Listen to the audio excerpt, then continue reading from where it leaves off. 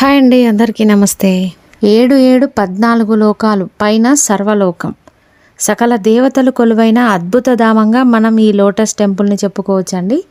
ఇది ఎక్కడో లేదు, మన యాదగిరిగుట్ట పక్కనే ఉంటుందండి. త్రిమూర్తులే ఆడవారిలా మారి దర్శించుకునే మణిద్వీపం అమ్మవారిని మనం ఈ ఆలయంలో చూడవచ్చు.